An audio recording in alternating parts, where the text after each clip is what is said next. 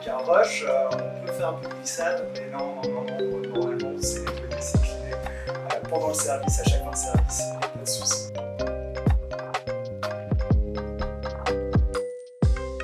Côté fournisseur, on travaille avec un petit primeur avant qui fait déjà sa sélection à la base, et n'hésite pas à renvoyer les produits s'ils ne conviennent pas pendant que tu fais les produits. Comment faites-vous pour être moins cher que vos concurrents avec les mêmes produits que vous proposez? Alors, moins cher, je pense pas. C'est pas la même offre. Du coup, l'idée chez nous, c'est vraiment de customiser. Tu choisis ta base, tes ingrédients, ta sauce, ton topping. Et forcément, plus t'en mets, plus ça va te coûter cher.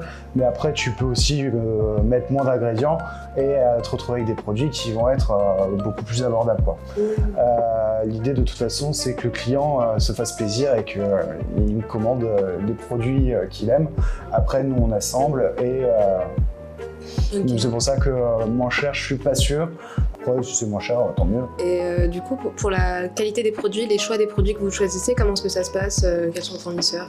Le choix des produits, j'aime bien mettre en avant un peu le local et travailler avec des acteurs du coin. Je travaille avec le Palais du Fruit sur tout ce qui concerne frais et les légumes. Je travaille avec le marchand pour ce qui est de la viande. Pour un bon rapport avec ses fournisseurs, ça te permet d'avoir de meilleurs produits. Un bon fournisseur, c'est le mec qui va pouvoir te livrer le lendemain matin pour pas que tu sois en galère sur le service du lendemain, quoi. Ok.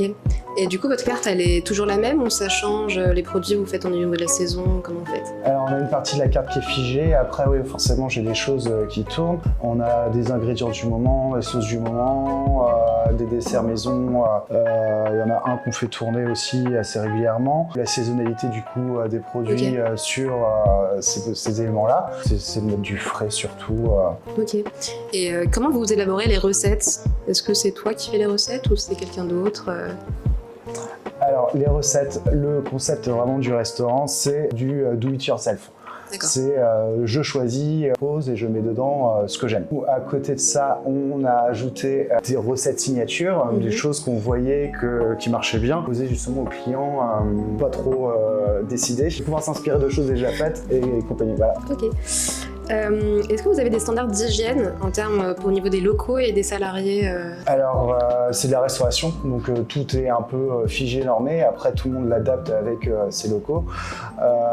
Le staff, ils ont une tenue propre tous les jours. Casquette, habillé, on fait bien attention. Ouais, pas avoir de boucles d'oreilles, des choses susceptibles de tomber et d'être en contact avec la nourriture. Ça, c'est pas possible. Quand on travaille la viande, on utilise des gants.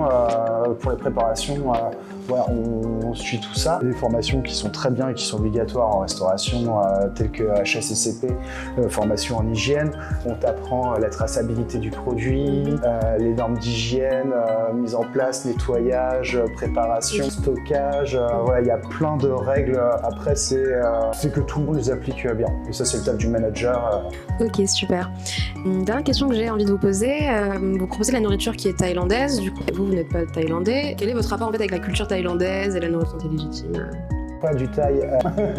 Non, je suis un amoureux, j'ai un bon coup de fourchette, j'adore la restauration. Moi, mon truc, c'est les voyages et la découverte culinaire de ce qui se fait ailleurs. Projet de restauration, et je me suis dit, vas-y, c'est ça que je veux faire. Et du coup, je reviens à ma question, parce qu'on parle beaucoup du salaire en restauration rapide, mais justement, quelle est votre opinion là-dessus? Parce que pour vous, c'est normal que pour 40 heures semaine, on soit payé si peu, etc. Quelle est votre opinion là-dessus? Si tu veux, la rémunération en restauration, c'est sûr, c'est pas forcément la plus élevée. Après, c'est pas forcément ce qu'on va chercher dans un premier temps. Et après, comme dans tout boulot, plus tu prends du galon, plus tu augmentes. Les salaires, ils sont quand même encadrés. Tous les ans, tu as des mises à niveau. Et après, il y a aussi l'employeur qui peut aider à arrondir un peu les salaires. Il y a des choses telles que les indemnités de restauration sur chaque service que tu as en restauration que tu n'as pas forcément dans tous les boulots. Donc tu as quand même des petits avantages qui te permettent d'arrondir, tu as les pourboires. En restauration rapide, c'est pas le truc qui marque le plus, mais ça fait toujours un petit truc. Donc C'est pas les plus élevés, mais après, il y a un moment, faut aussi commencer, quoi. De ce que tu dis, c'est pas qu'on travaille 40 heures, on paye 800 €, pardon, et juste basta, on se démarre avec ça. Non, il y a quand même moyen d'arrondir les bords, quoi. En fait, ce que je te dis, c'est que le salaire, il est encadré. Si tu travailles 40 heures, t'es payé 40 heures. Après, le taux horaire, c'est celui que tu as négocié au moment de ton embauche. Et après, ça dépend du poste. Un commis, un plongeur, un chef de partie, un chef de cuisine, ils ont tous des rémunérations différentes. Un manager, un chef d'équipe, voilà. Tu as des responsabilités, tu gagnes plus, et ça, c'est dans tous les boulots du monde. Ma dernière question, c'est du coup, pourquoi j'irais travailler chez toi? Travailler chez Moque, c'est une petite équipe, c'est une ambiance familiale, sympa, c'est une cuisine qui est facile, mais qui est très bonne et qui a de très bonne qualité.